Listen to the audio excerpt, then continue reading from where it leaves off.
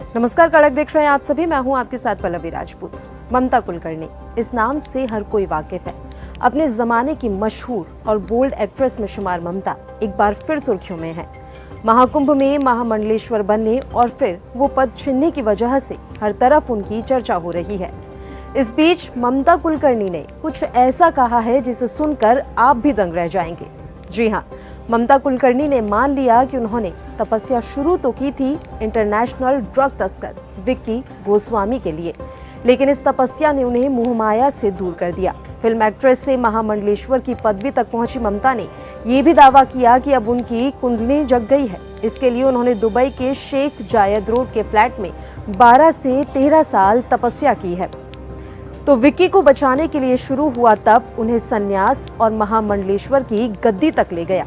ममता ने ये भी मान लिया कि उनके सेक्रेटरी के जरिए ड्रग माफिया विक्की से मुलाकात के बाद दोनों के दिलों के तार जुड़ गए थे।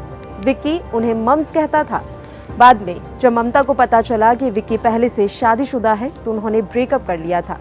एक टीवी शो में तीखे सवालों का संयत होकर जवाब देते हुए ममता कुलकर्णी ने बताया कि विक्की ड्रग मामले में विदेश में जेल में था। वहां से उसने ममता को फोन मिलाया।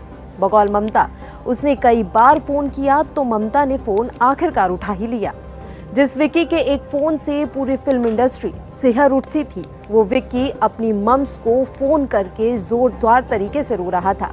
शो में ममता ने बताया कि विक्की कह रहा था कि उसे एक सेल में डाल दिया गया है और उसे पता नहीं था कि अब वो बाहर निकल भी पाएगा या नहीं। शो में उन्होंने बताया कि उसका रोना सुन ममता पिघल गई और कार से अपने गुरु गगन गिरी महाराज के आश्रम तक गई। फिल्मों की सपनी दुनिया से वैराग्य तक पहुंची ममता के मुताबिक गुरुदेव को बहुत कुछ बताने की जरूरत नहीं होती थी। बस इतना ही उन्होंने पूछा कि आखिर वो बाहर आ भी पाएगा या फिर नहीं। इस पर गुरुजी ने कहा कि आ जाएगा, लेकिन 12 से 15 साल लगेंगे। इसके बाद ममता ने व्रत शुरू कर दिया। शो में उन्होंने कहा कि मैं महीनों तक अन्न छोड़ देती थी। 40 दिन मैं बिना पानी के रही। जेल में जाकर विक्की से भी मिली। जेल में जाकर ड्रग माफिया से मिलने के सवाल पर उन्होंने सफाई भी दी। उन्होंने बताया कि उसी समय मेरी माँ का निधन हो गया था। मेरे लिए कोई नहीं था, बस एक विक्की था जो फोन करता था। तो मैंने सोचा कि आखिर कोई तो है जो मेरी परवाह करता है, इसलिए मैं वहां पर गई। जब साल 1996 में उन्हें पता चला कि उसने किसी फिरंगी से शादी कर ली है तो मैंने उससे फोन करके ब्रेकअप कर लिया। फिर 12 से 13 साल की तपस्या की।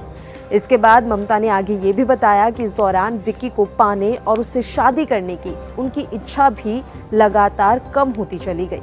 देवताओं ने कई बार उनकी परीक्षा ली और अंत में वो संन्यास के रास्ते पर चली गई। और हमने आगे देखा भी कि वो कैसे सन्यासी से सीधे महामंडलेश्वर बन गई और महामंडलेश्वर बनाए दिए जाने पर कई सवाल खड़े हुए और इन तमाम सवालों का उन्होंने संयत होकर जवाब दिया। इन तमाम सवालों को खारिज करते उन्होंने अपनी इस तपस्या का जिक्र किया और संस्कृत का एक श्लोक भी टीवी शो के दौरान सुनाया। ममता के मुताबिक इस वक्त कहीं केन्या में विक्की गोस्वामी रह रहा है। ड्रग मामले में ममता कुलकर्णी भी लगातार घिसटती हुई दिखाई दी थी। यहाँ तक कि उनके खिलाफ एक मामला तक दर्ज कर दिया गया था।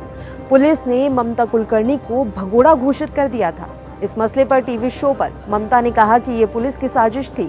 उनके पास उस वक्त 10 फिल्में थी, उनके नाम कई सफल फिल्में थी। ऐसे में ये सब करने की उन्हें क्या जरूरत थी? यही वजह है कि वे इससे पाक साफ साबित हुई, लेकिन साजिश रचने वाला पुलिस अफसर कहाँ है उसका कोई पता नहीं है।